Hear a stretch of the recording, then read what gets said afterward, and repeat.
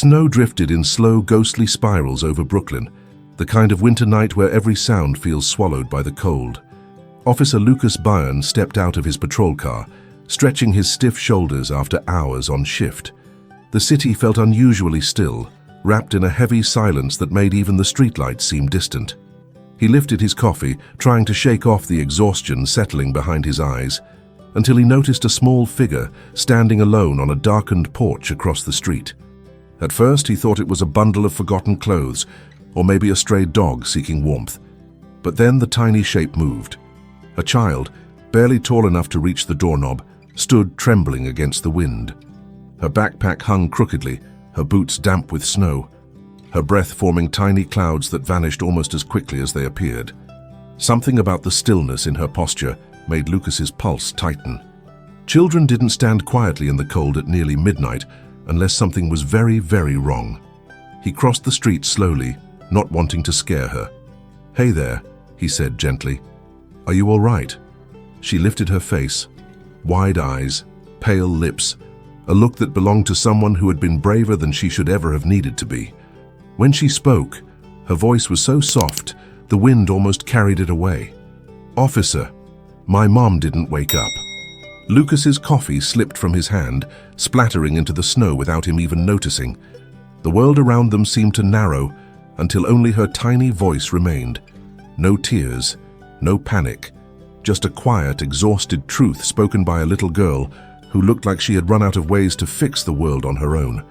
In that instant, Lucas knew the night wouldn't be routine, that he was stepping into someone's hidden pain, someone's fragile hope, someone's life-changing story that would test the walls he had spent years building around himself. Before we begin this emotional story, tell us in the comments from which city you are watching, and don't forget to leave your like to keep following us. Snow drifted across the quiet Brooklyn street as Officer Lucas Byrne stepped out of his patrol car, the steam of his breath rising in the cold. He rubbed his hands together, still holding the half-finished coffee that kept him awake through another long night shift. The neighborhood was silent, too silent for a Tuesday dawn, when he noticed a small figure standing alone on a porch, her coat dusted with snow like she had been there far too long. The girl couldn't have been more than 6.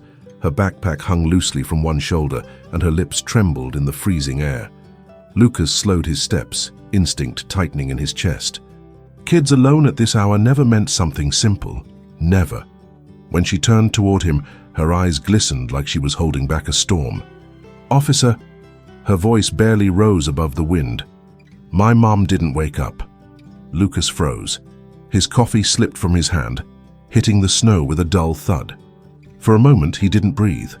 Something in the girl's face, a mix of confusion, exhaustion, and a kind of quiet fear no child should know, made every muscle in him tense. He crouched to meet her gaze. "Sweetheart, what's your name?" "Chloe," she whispered, gripping the strap of her backpack. I tried shaking her. I called her name a lot of times. Her eyes drifted toward the closed door behind her. "She's not moving." Lucas felt the cold seep deeper into him, harsher than the winter wind. He glanced at the door, then at the girl again, noticing the way her tiny hands trembled even inside her sleeves. A lonely kid on a freezing porch, a silent home, and a sentence that carried too much weight for such a small voice. He reached for the door handle, heart pounding, knowing that whatever he found inside might change both their lives in ways neither could foresee. The door creaked open under Lucas's hand, releasing a draft of cold, stale air. The living room was dim, lit only by the gray dawn filtering through thin curtains. Toys were scattered across the floor, little plastic animals, a doll missing a shoe, and a small blanket lay crumpled near the couch. Nothing looked broken, nothing looked forced, just paused, as if life had stopped mid-breath. "Chloe," Lucas murmured gently, glancing back at her. "Stay right here on the porch, okay? I'll check on your mom." She nodded, though her fingers twisted the fabric of her coat like she needed something to hold on to. Lucas stepped inside, his boots sinking into the worn rug. He called out softly, "Mom, NYPD, are you all right?" No answer. The quiet pressed against his ears. He crossed the room, noticing a glass of water on the coffee table and a small prescription bottle tipped on its side. Not empty, but far too few pills inside. his chest constricted. He followed the narrow hallway to a bedroom where the curtains were still drawn. A woman lay on the bed, her dark hair spilling across the pillow, her arm resting limply at her side. She looked young, maybe early 30s, peaceful almost, but her breathing was shallow, barely there. Lucas approached, fingers brushing her wrist. A faint pulse, weak but present. Relief hit him like a sudden gust of warmth, but it was fragile, fleeting. He grabbed his radio. "Dispatch, this is Byrne. I need EMS at 14th and Maple. Possible overdose. Unconscious female. Pulse weak. Child on site." He turned as Chloe's small shadow appeared in the hallway, her voice trembling. Is she gonna wake up?" Lucas swallowed, emotion tightening his throat. "Help is coming, Chloe. We're not giving up on her, all right?" The girl hugged herself, shivering not from the cold but from something deeper, something that made Lucas feel a weight settle heavily in his own chest, a responsibility he hadn't expected to carry. The distant wail of the ambulance siren reached the house just as Lucas guided Chloe back to the living room. She sat on the edge of the couch, her feet not touching the floor, swinging slightly as though movement kept her from unraveling. Lucas noticed the way she stared at the hallway, each second a silent plea for her mother to reappear. He crouched beside her. "Do you have any other family nearby? Someone who looks after you besides your mom?" She shook her head slowly. "Just us." Her voice wavered. "Mom works at the community center. Sometimes nights, sometimes mornings. She gets really tired."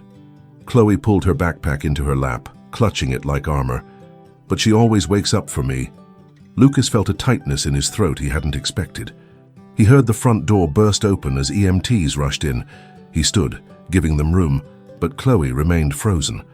The sound of hurried footsteps down the hallway made her flinch. Then came the murmured commands, the rustle of equipment, the tension that filled the air like a rising storm. One of the EMTs returned moments later. "Officer Byrne? We have a pulse, but it's faint. We're moving her now." His tone softened as he glanced at the girl. "Kid should come with us." Chloe stood instantly, her backpack slipping to the floor. "Can I ride with her? Please?" Lucas hesitated. Protocol was strict, yet the desperation in Chloe's voice cut straight through him. "I'll go with her," he said firmly. "She won't be alone." Outside, the cold was harsher, wind slicing across the street as the stretcher was rolled to the ambulance. Chloe's small hand reached blindly behind her, seeking something solid. Lucas gently took it, surprised by the fragility he felt in her trembling grip. As the ambulance doors closed, the siren rising, Lucas realized this wasn't just another call. Something about this child, this silent plea wrapped in winter air, tugged at the corners of a past he usually kept locked away. The ambulance rattled down the icy Brooklyn streets, its interior washed in harsh red light. Chloe sat beside her mother's stretcher, her small hands gripping the metal rail as though she could will the woman back to consciousness. Lucas sat across from her, watching the girl's face, too still, too controlled for someone so young. Kids usually cried, asked questions, panicked. Chloe just folded into herself. One of the paramedics checked the woman's vitals, his brow tightening. Her breathing's unstable, possible respiratory depression, could be a mix of exhaustion and meds. Lucas exhaled slowly. He'd seen overdoses before, but something about this one felt different. Quiet, unintentional, the kind that came from someone running on fumes for too long. Chloe looked up suddenly. "Officer Lucas, is she sick because of me?" Her voice cracked on the last word, as if she had held it back until it tore through on its own. He leaned forward, shaking his head immediately. "No, Chloe, none of this is your fault." "But she works so much," she whispered. "She skips dinner sometimes. She says she's fine, but her hands shake. I tried helping. I'm supposed to help." Lucas felt the words hit him deeper than he expected. He saw flashes of his own past. His mother working double shifts, collapsing on the couch with her shoes still on, murmuring that she just needed 5 minutes. He had been the kid standing in the doorway, afraid to wake her and even more afraid not to. The paramedic interrupted softly. "We're pulling in." The ambulance slowed, then stopped in front of Brooklyn General Hospital. The doors opened, letting in a blast of cold air. Chloe clung closer to the stretcher as they rolled it out. but someone gently guided her aside so the EMTs could move quickly. Lucas reached for her hand again, steady and warm. "I'm right here. We'll go inside together." Chloe nodded, but her eyes never left her mother's still form disappearing through the automatic doors, like pieces of her were being wheeled away too. The hospital corridor buzzed with the low hum of urgency. Nurses wheeling carts, intercoms echoing codes, footsteps striking the polished floor. Chloe walked beside Lucas, her hand still wrapped around his, though she stared straight ahead, as if afraid to blink. They stopped outside a set of double doors where the EMTs disappeared with her mother. A nurse approached, her tone gentle. "We'll take her to stabilization first. Someone will update you soon." She offered Chloe a sympathetic smile before hurrying off. Chloe sank into one of the plastic waiting room chairs, legs dangling, backpack placed carefully on her knees. Lucas sat beside her, watching her swing the zipper open and closed. Inside, he saw a few crayons, a folded worksheet, and a small notebook with a sticker peeling off the cover. She held it protectively. "I draw stuff when Mum is tired." Her eyes flicked up to him. "Do you have a kid?" Lucas blinked, caught off guard. "No, not yet." She nodded as if that confirmed something she'd already guessed. "You look like someone who would sit on the floor and color. Mom doesn't always have time, but she tries." Chloe opened her notebook just enough for him to glimpse a half-finished drawing of a woman and a child sitting under a big tree. The figures were holding hands. Before Lucas could speak, a doctor approached them, middle-aged, calm, eyes carrying the weight of long nights. "You're the officer who brought her in?" "Yes," Lucas said, standing. The doctor lowered his voice. She was severely dehydrated, overwhelmed, and her medication dosage was mismanaged. It wasn't intentional. She's stable now, but unconscious. She'll need monitoring, and a few days of rest at least. His gaze softened as it shifted to Chloe. "The girl will need a guardian temporarily." The words settled heavily in the space between them. Chloe didn't seem to understand fully, but her hand tightened around Lucas's. "Can I see her?" The doctor hesitated. "In a little while." Chloe lowered her head, one tear slipping down her cheek before she wiped it away fast, like she didn't want anyone to notice. Lucas noticed, and something tugged sharply inside him. Chloe curled into the stiff hospital chair, her sneakers tapping lightly against the metal legs as if she were keeping herself awake. Lucas stood near the window, watching snow gather on the sill. The doctor's words echoed in his mind, temporary guardian. It shouldn't have hit him this hard. He'd handled dozens of cases involving kids, but none of those kids had looked at him with the quiet trust Chloe did now. A social worker arrived, a woman in her 40s with kind eyes and a clipboard tucked against her chest. "Officer Byrne?" she asked softly. "I'm Dana. I was told you were first on scene." Lucas nodded. Chloe lifted her head, gripping her backpack tighter. Dana crouched down to Chloe's eye level. "Sweetheart, I'm here to make sure you're safe while your mum gets better, okay? Do you have any family we can call?" Chloe hesitated, then shook her head. "Mum says it's just us." A pause. "We moved here last year." Dana sighed quietly, then turned to Lucas. "Until her mother is conscious and cleared, Chloe needs a temporary placement. Usually we take children to a center for the night." "No." Chloe's voice was small but firm. "I don't want to go." Dana softened. "I know, honey, but we have rules." Lucas stepped closer before he even realized he was doing it. "I can take her." Dana blinked. "Officer Byrne, that's not standard protocol." "I understand," he replied steadily. "But she trusts me, and I'm off shift now. She shouldn't spend the night in a facility if she doesn't have to." Chloe looked up at him, eyes wide with a mix of fear and hope, an expression that pulled at something buried deep in his own chest. Dana studied them both for a long moment, the hum of overhead lights filling the silence. "If you're willing to stay responsible for her until morning, sign the emergency release and bring her back at daylight. I can authorize it." Chloe exhaled shakily, relief flickering across her face. Lucas nodded. "I'll take care of her." And for the first time that night, Chloe's hand reached for his without trembling. Lucas guided Chloe through the quiet hospital lobby, her small steps echoing beside his. Outside, the snow had thickened, blanketing the streetlights in a soft haze. His car sat under a layer of white, and he brushed off the windshield with his sleeve before helping Chloe climb into the passenger seat. She watched him silently, like she was trying to memorize every movement. As they drove toward his apartment in Park Slope, Chloe finally spoke. "Mom doesn't like asking for help," she murmured. "She says people get tired of us if we need too much." Lucas felt a sharp pinch in his chest. "Some people don't get tired," he said gently. "Some people stay." Chloe looked out the window, snow reflecting in her eyes. "Do you think she'll wake up tomorrow?" He didn't answer right away. The truth lived in the doctor's tone, uncertain, hopeful, but fragile. "They're taking good care of her," he said. "And you're going to see her first thing in the morning?" She nodded, though her shoulders curled inward. When they reached his building, Lucas unlocked the door and let her step into the warm, dim apartment. She stopped just inside, wide-eyed at the neat space, the bookshelf filled with police academy manuals, the framed photo of Lucas with his own mother taken years before she passed. Chloe approached the photo slowly. "She looks kind," she whispered. "She was," Lucas said, his voice low. "She worked a lot, too." Chloe set her backpack on the couch. "Did you get scared when she was tired all the time?" He swallowed. "Yes." They stood in the quiet room, the heater humming softly. Then Chloe tugged at his sleeve. "Can I draw? It helps me think." Lucas brought her crayons and set them on the coffee table. She sat cross-legged on the couch, notebook open. After a few minutes, she turned the page toward him.